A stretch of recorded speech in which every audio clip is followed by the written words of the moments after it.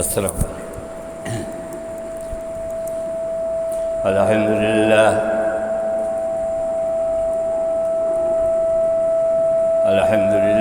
نحمده ونستعينه ونستغفره ونؤمن به ونتوكل عليه ونعوذ بالله من شرور أنفسنا ومن سيئات أعمالنا من يهده الله فلا مضل له ومن يضلله فلا هادي له ونشهد أن لا إله إلا الله وحده لا شريك له ونشهد أن سيدنا ونبينا ومولانا محمدًا عبده ورسوله صلى الله تعالى على خير خلقه محمد وآله وأصحابه أجمعين. أما بعد فأعوذ بالله من الشيطان الرجيم. بسم الله الرحمن الرحيم. يا أيها النبي جاهد الكفار والمنافقين واغلظ عليهم ومأواهم جهنم وبئس المصير. صدق الله مولانا العظيم وصدق رسوله النبي الكريم ونحن على ذلك من الشاهدين والشاكرين والحمد لله رب العالمين.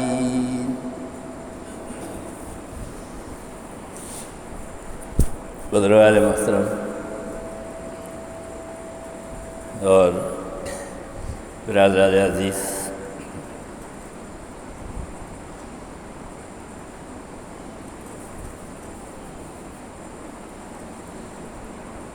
قرآن کریم کی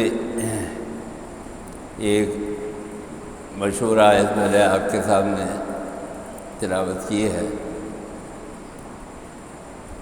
جس کے اندر جہاد کا ذکر کیا گیا ہے.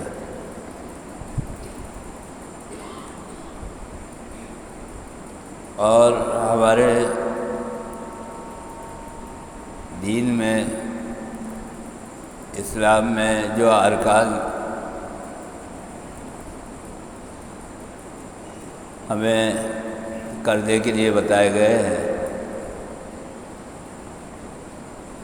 اس میں عام طور پر ہم جہاد کو شمار ہی نہیں کرتے. اور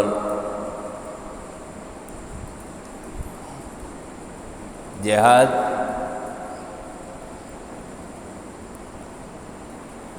کیونکہ ہر وقت نہیں ہوتا، اس کی ضرورت ہر وقت نہیں ہوتی، اور اس کا موقع کبھی کبھی آتا ہے. بعض اوقات تو ایک انسان کی زندگی پوری گزر جاتی ہے لیکن جہاد کا موقع نہیں آتا، اور ہر آدمی جہاد کرتا بھی نہیں ہے. تو اسی لیے یہ ہماری دین اسلام کے جو ارکان ہیں اس کی ترجیح میں شامل بھی نہیں ہے.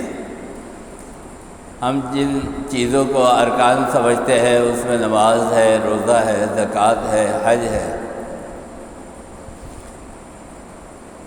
اسی کو ہم ارکان سمجھتے ہیں. لیکن دین اسلام کے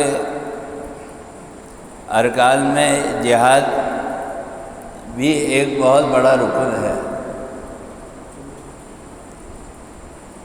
اور اس کی وجہ یہ ہے کہ اگر آپ جہاد نہیں کریں گے تو بہت سارے ایسے معاملات ہیں کہ جن کو آپ حل نہیں کر سکیں گے. لیکن کچھ چیزیں ایسی ہوتی ہیں کہ وہ مقصود تو نہیں ہوتی لیکن آپ کو حاصل ہو جاتی ہے. ضروری نہیں ہے کہ ہر بازار سے گزرنے والا آدمی جو ہے وہ خریدار ہو. کبھی کبھی کوئی آدمی اگر مسجد میں نماز کے لیے جا رہا ہے اور راستے میں بازار پڑتا ہے تو وہ بھی بازار سے گزر رہا ہے لیکن اس کا مقصد خریداری نہیں ہے. فرمایا کہ دنیا میں ہوں دنیا کا طلبگار نہیں ہوں. اسی طرح کچھ لوگ ہوتے ہیں جو دنیا کے اندر زندگی تو گزار رہے ہوتے ہیں لیکن دنیا ان کا مقصد نہیں ہوتا، اور وہ اللہ والے ہوتے ہیں، اولیاء اللہ ہوتے ہیں کہ جو زندگی تو گزارتے ہیں لیکن ان کا مقصد جو ہے وہ دنیا حاصل کرنا نہیں ہوتا. دنیا میں ہوں دنیا کا طلبگار نہیں ہوں، بازار سے گزرا ہوں خریدار نہیں ہوں. بلکہ دنیا تو حضور پاک صلی اللہ علیہ وسلم کی نظر کے اندر مومن کے لیے ایک قید خانہ ہے.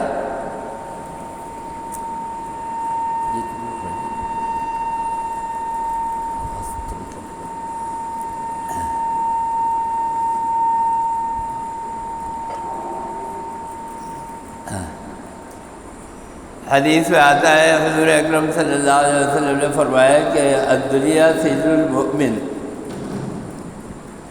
وجنت الکافر.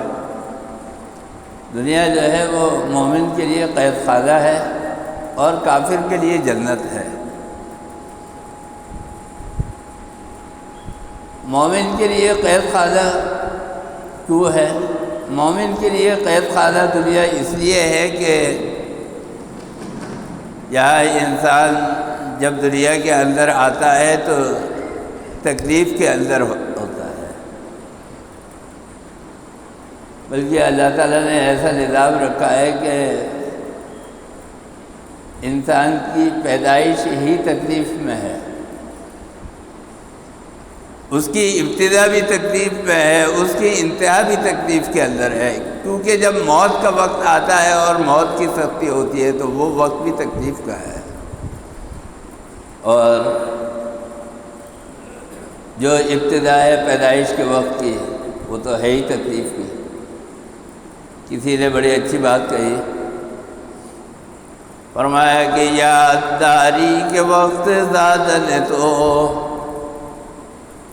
یادداری کے وقت زیادہ نے تو ہم خندہ شبند تو گریا. اس وقت کو یاد کرو کہ جب تم دنیا کے اندر آئے تو دنیا میں آتے وقت تم رو رہے تھے، چیخ رہے تھے اور چلا رہے تھے، اور جو دنیا والے تھے وہ خوشیاں منا رہے تھے. یادداری کے وقت زیادہ نے تو ہم خندہ شبند تو گریا. اینچ نازی کے وقت مردل تو ہم گریا شبند تو خندہ. اور اب تم دنیا میں ایسے زندگی گزار کے جاؤ، ایسے کارنامے کر کے جاؤ کہ جب تم دنیا سے جاؤ تو دنیا روتی رہ جائے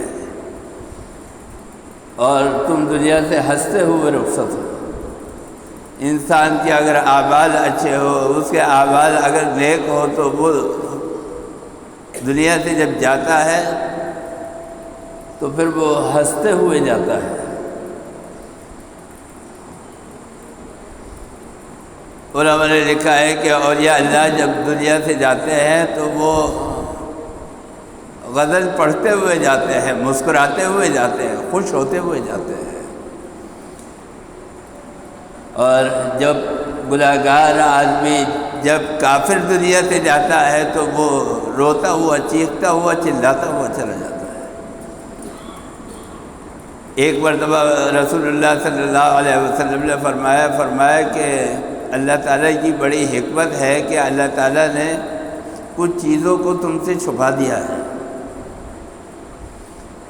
فرمایا کہ جب آپ جنازہ لے کر جاتے ہیں تو جو میت ہے، گناہگار آدمی ہے، وہ روتا ہوا، چیختا ہوا، چلاتا ہوا جاتا ہے، چونکہ وہ اپنے آنکھوں سے اس مقام کو دیکھ رہا ہوتا ہے کہ جو اس کے لیے مخصوص کیا گیا ہے، یعنی قبر کا عذاب اور جہنم کی آگ وہ اپنے آنکھوں سے دیکھ رہا ہوتا ہے۔ تو وہ چیختا ہے اور چلاتا ہے، اور حضور اکرم صلی اللہ علیہ وسلم فرماتے ہیں کہ وہ یہ فریاد کرتا ہے کہ مجھے وہاں پہ لے کے مت جاؤ، یعنی قبر کے گڑھے کے اندر مجھے لے کے مت جاؤ۔ یہ روتا ہے، چیختا ہے اور چلاتا ہے۔ فرمایا حضور اکرم صلی اللہ علیہ وسلم نے کہ اگر جنازہ لے جانے والے اس میت کی اور مردے کی فریاد کو اگر سن لے تو وہ جنازہ چھوڑ دے، اپنی فکر میں لگ جائے۔ یہ حال ہوتا ہے۔ تو اللہ تعالیٰ جو جاتے ہیں، اللہ والے جو جاتے ہیں دنیا سے، وہ ہنستے ہوئے، مسکراتے ہوئے جاتے ہیں۔ تو حضور اکرم صلی اللہ علیہ وسلم نے فرمایا کہ الدنیا سجن المؤمن۔ تو انسان جب دنیا میں رہتا ہے تو تکلیفیں ہیں، پریشانیاں ہیں، مصیبتیں ہیں، بس اسی کے اندر گھرا رہتا ہے۔ اور قید خانے میں کیا ہوتا ہے؟ جیل کے اندر جو قیدی ہوتا ہے وہ بھی تکلیفیں اٹھاتا ہے، مشقت اٹھاتا ہے، پریشان ہوتا ہے۔ تو اس لیے اس کو تشبیہ دی قید خانے سے، جیل سے۔ وجنت الکافر، اچھا کافر کے لیے جنت اس لیے ہے کہ کافر کو مرنے کے بعد جس جگہ جانا ہے، جو اس کا انجام ہونا ہے، اس انجام کی وجہ سے وہاں اس کا جو برا حال ہوگا، اس کی وجہ سے یہ جو حال ہے دنیا کا، یہ اس کے لیے سکون اور راحت کی جگہ ہے، جنت کی جگہ ہے، اس لیے کہ اس کا انجام جو ہے وہ برا ہے۔ تو اس کے لیے دنیا جو ہے وہ سکون اور راحت کی ہے۔ یہاں وہ جو کچھ کما لے گا، جو کچھ کھا لے گا، جو کچھ آرام حاصل کر لے گا، بس وہی اس کے لیے ہے۔ اور اس کے بعد جیسے ہی آنکھ بند ہوگی تو پھر اس کے لیے جہنم ہے اور قبر کا عذاب ہے۔ تو میں یہ بات عرض کر رہا تھا، الدنیا سجن المؤمن وجنت الکافر۔ یہ جو ارکان ہے ہمارے دین اسلام کے، میں یہ بات عرض کر رہا تھا کہ یہ اس لیے ضروری ہے کہ کچھ چیزیں جو ہے وہ انسان کا مقصود نہیں ہوتی مگر حاصل ہو جاتی ہے۔ آپ دیکھیے کہ حضور اکرم صلی اللہ علیہ وسلم کا جو مدنی دور ہے وہ سارا کا سارا ایک مجاہد کی حیثیت سے گزرا ہے۔ یعنی حضور اکرم صلی اللہ علیہ وسلم مدینے کے اندر چند دن بھی جو ہے وہ سکون سے نہیں بیٹھتے تھے، پھر کوئی نہ کوئی جہاد، پھر کوئی نہ کوئی غزوہ، پھر کوئی نہ کوئی جنگ، یہ شروع ہو جاتی تھی۔ اچھا جو مکی دور ہے وہاں پر حضور اکرم صلی اللہ علیہ وسلم کے اوپر مصیبتیں آ رہی ہیں، پریشانیاں آ رہی ہیں، تکلیفیں آ رہی ہیں۔ صحابہ کرام رضوان اللہ تعالیٰ علیہم اجمعین وہ بھی تکلیفیں اٹھا رہے ہیں، لیکن اس وقت آپ کو جہاد کا حکم نہیں ہے۔ ایک بات یہ یاد رکھیے کہ جہاد کے اندر جو کامیابی حاصل ہوتی ہے وہ جب تک آپ کے پاس ایک طاقت نہ ہو، اور مسلمان کے لیے دو طاقتیں ضروری ہیں، ایک روحانی طاقت اور ایک ساز و سامان کی اور جسمانی طاقت، یہ دونوں ضروری ہے۔ اگر آپ آج کسی کو یہاں پہ ہمارے شہر سے کسی کو جہاد کے لیے بھیج دیں تو جو آدمی عیش و آرام کے اندر پل رہا ہے، جو آدمی عیش پرستی کے اندر پل رہا ہے، وہ جہاد نہیں کر سکتا۔ آپ اس کو بولے جہاد کے لیے جائے تو وہ جہاد کے لیے اگر جائے گا بھی تو وہاں پہ جہاد کے اندر جا کے وہ لڑ نہیں سکتا۔ جب تک آپ اس کے لیے پریکٹس نہ کریں، جب تک آپ اس کے لیے کوشش نہ کریں، اور اسی لیے یہ جو لفظ ہے جہاد کا، یہ لکھنا ہے جوہد سے، جیم ہا اور دال، جوہد سے یہ لفظ لکھنا ہے جہاد کا۔ جاہد یجاہد، مجاہد اس کو کہتے ہیں کہ جو جہاد کے اندر لڑتا ہے، کوشش کرتا ہے۔ ایک مرتبہ حضور اکرم صلی اللہ علیہ وسلم کسی غزوہ سے واپس آ رہے تھے، اور غزوہ مخصوص ہے حضور اکرم صلی اللہ علیہ وسلم کی شرکت سے، یعنی وہ جنگ، وہ لڑائی کہ جس کے اندر خود برف سے نفیس سرکار دو عالم صلی اللہ علیہ وسلم موجود تھے، اور آپ جنگ کو کمانڈ کر رہے تھے بحیثیت آرمی چیف کے۔ وہ جنگ کہلاتی ہے غزوہ، اور جس جنگ کے اندر حضور اکرم صلی اللہ علیہ وسلم نے کسی صحابی کو کمانڈ دے کر بھیجا، جھنڈا دے کر بھیجا کہ جاؤ اور جا کے لڑو، مسلمان جہاد کے لیے گئے، لیکن حضور اکرم صلی اللہ علیہ وسلم نے اس جنگ کے اندر شرکت نہیں کی۔ وہ جنگ جو ہے وہ غزوہ نہیں کہلاتی، اس کو عربی میں کہتے ہیں سریہ، سین را یا اور ہا۔ تو حضور اکرم صلی اللہ علیہ وسلم ایک مرتبہ غزوے سے واپس آ رہے تھے، یعنی اس جنگ کے اندر حضور اکرم صلی اللہ علیہ وسلم نے خود بلب سے نفیس شرکت کی تھی۔ تو آپ صلی اللہ علیہ وسلم نے فرمایا کہ ہم جہاد اصغر سے اب جہاد اکبر کی طرف جا رہے ہیں۔ تو حضور اکرم صلی اللہ علیہ وسلم سے پوچھا صحابہ کرام نے کہ جہاد اکبر کیا ہے؟ فرمایا کہ جہاد اکبر جو ہے وہ اپنے نفس کے ساتھ جہاد کرتا ہے۔ کیوں؟ اس لیے کہ جو جہاد اصغر ہے، جو جہاد آپ کسی کے ساتھ کر رہے ہیں، جو جنگ آپ کسی کے ساتھ لڑ رہے ہیں، اس میں دشمن آپ کا مد مقابل ہے، آپ کے سامنے ہے۔ لیکن جہاد اکبر جو آپ اپنے نفس کے ساتھ جہاد کرتے ہیں، وہ آپ کے سامنے نہیں ہے، وہ چھپ کے حملہ کرتا ہے، وہ پیچھے سے حملہ کرتا ہے، وہ غائبانہ حملہ کرتا ہے۔ تو لہذا وہ نفس جو آپ کے اوپر حملہ کرتا ہے، جو آپ کو برگلاتا ہے، جو آپ کو بہکاتا ہے،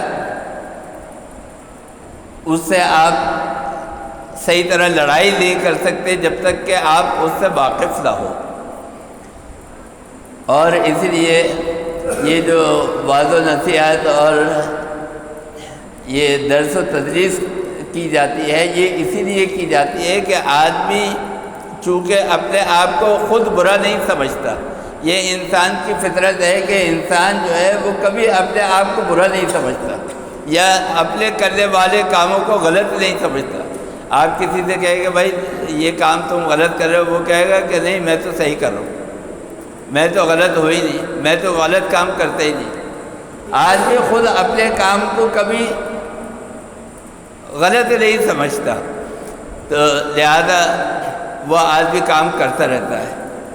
تو جب حکیم اور طبیب، جب کوئی عالم اور اللہ والا آپ کو بتائے کہ برائیاں کیا ہے، نفس کا حملہ کیا ہوتا ہے، تو پھر آپ اس کا علاج کر سکتے ہیں، پھر آپ نفس کے حملے کو روک سکتے ہیں، پھر آپ نفس کے ساتھ جہاد کر سکتے ہیں۔ لیکن اگر آپ کو معلوم ہی نہ ہو تو پھر آپ نفس کے ساتھ جہاد نہیں کر سکتے۔ تو چونکہ نفس چھپا ہوا ہے، نظر نہیں آتا، تو لہذا انسان جو ہے اس کے حملے کا شکار ہو جاتا ہے۔ تو حضور اکرم صلی اللہ علیہ وسلم نے فرمایا کہ ہم جو جنگ اس کر کے آ رہے ہیں تو ہم جہاد اصغر سے اب جہاد اکبر کی طرف لوٹ رہے ہیں، یعنی اب ہمیں بڑا جہاد جو ہے وہ کرنا ہے۔ تو میں یہ بات عرض کر رہا تھا کہ یہ جہاد جو ہے یہ بھی اسلام کا ایک رکن ہے۔ اچھا، جہاد وہاں پہ کیا جاتا ہے جہاں پر اسلام کی سربلندی مقصود ہو، دین اسلام کا غلبہ مقصود ہو، وہاں پر جہاد کیا جاتا ہے، جہاں پر کفار جو ہے وہ آپ کے مد مقابل ہو۔ اور جہاد یہ کوئی انفرادی عمل نہیں ہے، یہ ایک اجتماعی عمل ہے، یہ ایک اسلامی مملکت کی طرف سے کیا جاتا ہے۔ تو لہذا چونکہ یہ ایک اجتماعی عمل ہے اور یہ ایک اسلامی مملکت کی ذمہ داری ہے، لہذا کوئی آدمی انفرادی طور پر یہ فیصلہ نہیں کر سکتا کہ مجھے جہاد کے اندر جانا ہے، یا کون سی لڑائی ہے کہ جو جہاد ہے۔ ہم اور آپ ایک اسلامی ملک کے اندر رہتے ہیں، اور جو اسلامی ملک ہوتا ہے اس کو کہتے ہیں دارالاسلام، اسلام کا گھر، اسلام کی جگہ۔ اور اسلام اور دارالاسلام صرف وہ نہیں ہے کہ جہاں مدینے کی طرح ایک ریاست قائم ہو کہ ہر آدمی جو ہے وہ مسلمان ہو اور ہر آدمی اسلام کے اوپر چلنے والا ہو۔ صرف وہ مملکت جو ہے وہ دارالاسلام نہیں ہے، خالی اس کو اسلامی مملکت نہیں کہتے، بلکہ جب پاکستان بنا ہے اور پاکستان کی تحریک چلی ہے تو ہندوستان میں جو دینی اور مذہبی جماعتیں تھیں ان کے علماء نے پاکستان بننے کی حمایت نہیں کی تھی، وہ اس کے لیے اپنے دلائل دیتے تھے، بہت سی وجوہات جو ہے وہ بیان کرتے تھے۔ تو علماء کی اکثریت کا ایک طبقہ وہ تھا کہ جنہوں نے پاکستان کی حمایت نہیں کی تھی، تحریک پاکستان میں شامل نہیں تھے، لیکن کچھ مخصوص علماء تھے جس کے اندر مولانا اشرف علی تھانوی صاحب، مولانا شبیر احمد عثمانی صاحب، مولانا ظفر احمد عثمانی صاحب، مولانا بدر عالم اور بہت سارے علماء جو تھے وہ پاکستان کی حمایت کر رہے تھے، لیکن وہ انفرادی طور پر پاکستان کی حمایت کر رہے تھے۔ دینی اور مذہبی جماعتیں جو اکثریت رکھتی تھی وہ اس کی حمایت نہیں تھی۔ تو تحریک پاکستان چلی اور اس کے بعد پاکستان بن گیا 1947 کے اندر۔ تو ایک مرتبہ ایسا ہوا کہ بہت سارے لوگ ایسے تھے کہ جو پاکستان بننے کے وقت پاکستان نہیں آئے تھے، علماء جو تھے وہ پاکستان نہیں آئے تھے۔ پاکستان بننے کے بعد بہت سارے علماء بعد میں آئے یہاں پر۔ تو حضرت مولانا سید سلیمان ندوی رحمۃ اللہ علیہ، مولانا عبدالقادر رائے پوری رحمۃ اللہ علیہ، مولانا عبدالقادر رائے پوری رحمۃ اللہ علیہ پاکستان کی مخالف تھے، وہ بھی بعد میں آئے پاکستان۔ تو یہاں پر جب آئے تو پاکستان کا دورہ کرنے کے لیے آئے تو حضرت علامہ شبیر احمد عثمانی رحمۃ اللہ علیہ اس وقت سب سے بڑے علماء کے سردار تھے، وہ قیادت کر رہے تھے۔ مولانا اشرف علی تھانوی رحمۃ اللہ علیہ کا تو پاکستان بننے سے پہلے انتقال ہو گیا تھا۔ تو مولانا شبیر احمد عثمانی رحمۃ اللہ علیہ علماء کے ایک وفد کے ساتھ گئے ایئرپورٹ، مولانا عبد القادر رائے پوری رحمۃ اللہ علیہ کا استقبال کرنے کے لیے۔ تو مولانا عبد القادر رائے پوری رحمۃ اللہ علیہ آئے اور آ کے قیام کیا علامہ شبیر احمد عثمانی رحمۃ اللہ علیہ کے پاس، اور ایک مرتبہ کھانے کے اوپر بیٹھے ہوئے تھے، علامہ شبیر احمد عثمانی رحمۃ اللہ علیہ بھی بیٹھے ہوئے تھے، مولانا احتشام اللہ صاحب بھی تھے، اور مولانا ظفر احمد عثمانی رحمۃ اللہ علیہ بھی تھے۔ تو مولانا عبد القادر رائے پوری رحمۃ اللہ علیہ جو تھے وہ علامہ شبیر احمد عثمانی کے ایسے پاؤں کے اوپر ہاتھ پھیرتے جاتے تھے اور کہتے تھے کہ ہمیں تمہارے دارالاسلام میں آ کے ایئرپورٹ پر جو تکلیف پہنچی ہے وہ ہمارے دارالکفر کے اندر ایئرپورٹ پر ہمیں اپنے عملے سے تکلیف نہیں پہنچی۔ یہاں تو آپ کو پتہ ہے ایئرپورٹ کا جو نظام ہے وہاں پہ کیا لوگوں کے ساتھ حال کیا جاتا ہے۔ تو وہ بار بار یہ کہتے جاتے تھے اور لفظ استعمال کرتے تھے کہ دارالاسلام میں آ کر جو ہے وہ ہمیں تکلیف پہنچی ہے، تمہارے دارالاسلام کے اندر آ کر ہمیں تکلیف پہنچی ہے۔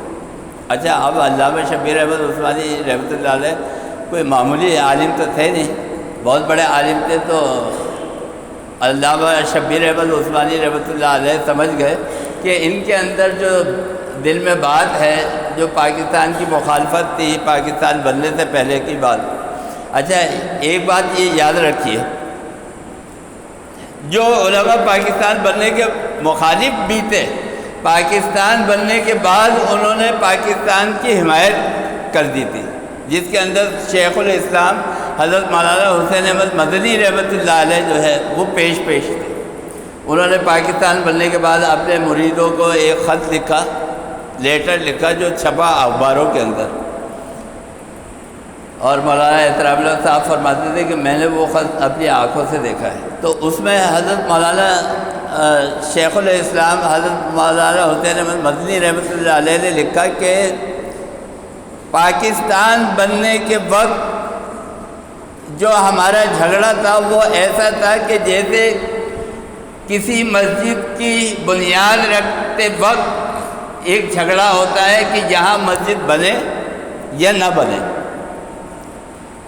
لیکن فرمایا کہ جب کسی جگہ کے اوپر کوئی مسجد تعمیر ہو جاتی ہے تو اب اس کو شہید کرنے کا اور اس کو گرانے کا حکم نہیں ہے۔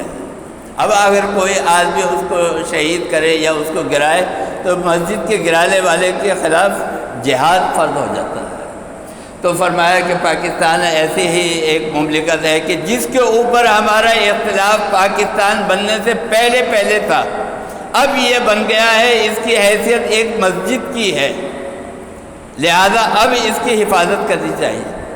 اور انہوں نے ایک بات یہ بڑی اچھی کہی، انہوں نے کہا کہ جو ہمارے ساتھ ہمارے متوسلین اور ہمارے معتقدین اور ہمارے مریدین تھے، ان کی ہم نے تربیت ایسی کی تھی کہ پاکستان بننے سے پہلے ان کے رگ و پے میں، خون میں پاکستان کی مخالفت ہم نے داخل کر دی تھی کہ یہ نہ بنے۔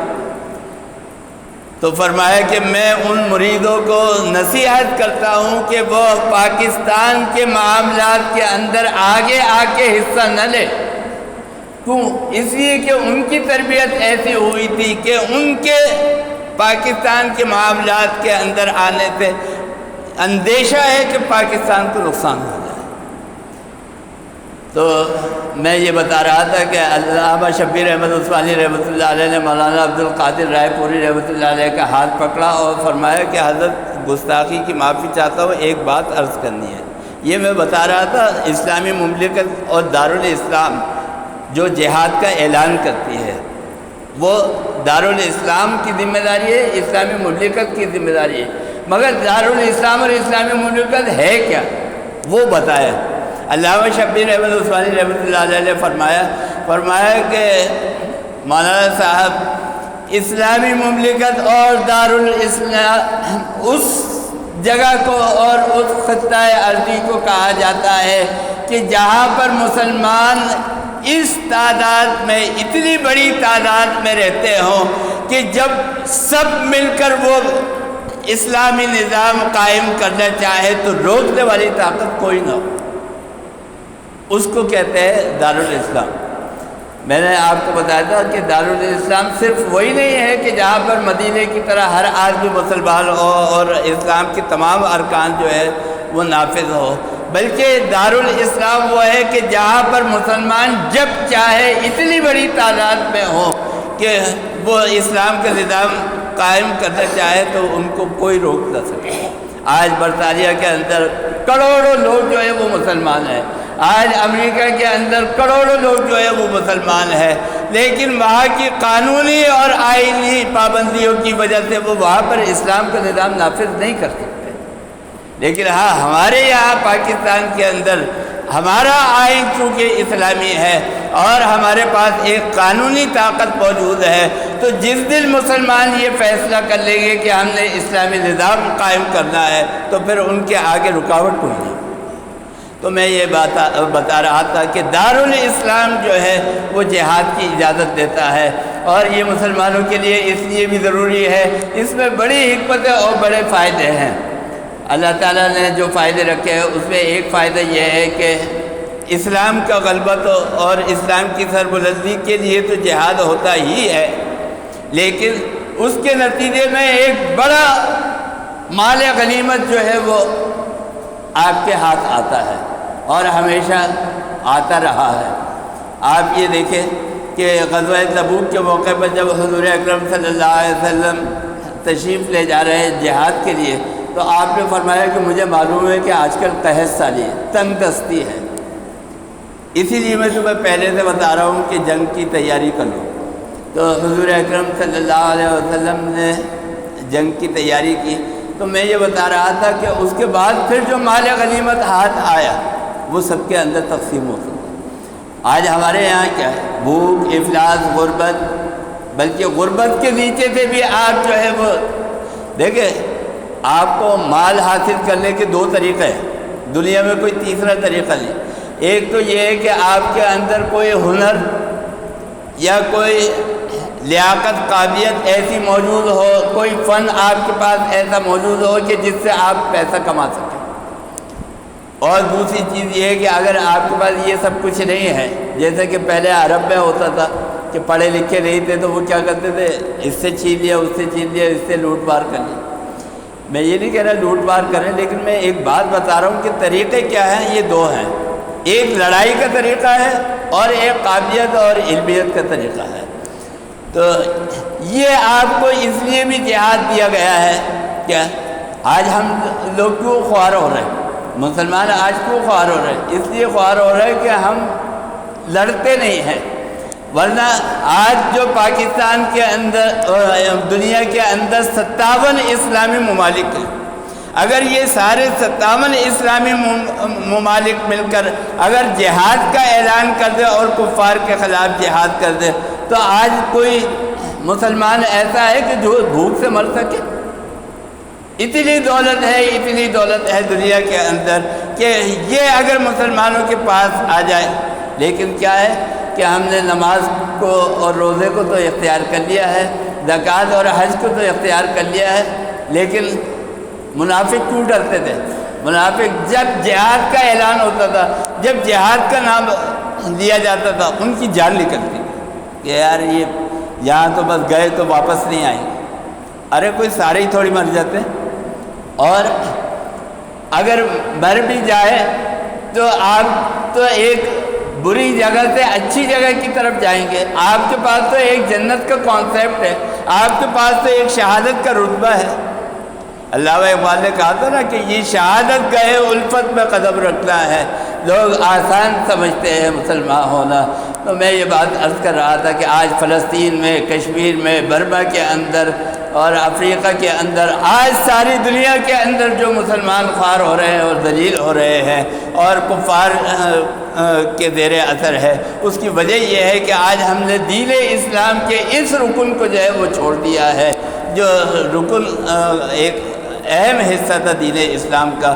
اس کی طرف بھی ہمیں اور آپ کو آج نہیں تو کل دنیا کے اندر آپ کو پتہ ہے کہ یہ اب آخری جنگ جو ہے وہ ہونے والی ہے، اب تیسری عالمی جنگ جو ہوگی شاید وہ دنیا کی آخری جنگ ہو، تو جنگ تو ہونی ہے، لہذا اس کی تیاری کم سے کم ذہنی طور پہ تو ہم تیار ہو کہ آج اگر ہمیں اسلامی مملکت کی طرف سے، آج اسلامی ممالک کی طرف سے اگر جہاد کا اعلان ہوتا ہے تو ہم جانے کے لیے ذہنی طور پر تو تیار ہو، جسمانی طور پر تو تیار ہو، ہم ساز و سامان کے لحاظ سے تو تیار ہو۔ لہذا یہ ہمیں تربیت اپنی ذہنی اور جسمانی بھی کرنی چاہیے، اور دین اسلام کے اس اہم رکن کو بھی پیش نظر رکھنا چاہیے تاکہ ہمارا کھویا ہوا وقار جو ہے وہ بحال ہو سکے اور اسلام کی سربلندی میں ہم اپنا کردار ادا کر سکیں۔ دعا کیجیے کہ اللہ تعالی ہمیں اور آپ کو سب کو عمل کی توفیق عطا فرمائے۔ اللہم ارنا الحق حقا وارزقنا اتباعہ وارنا الباطل باطلا وارزقنا اجتنابہ، وصلی اللہ تعالی علی خیر خلقہ محمد وآلہ واصحابہ اجمعین۔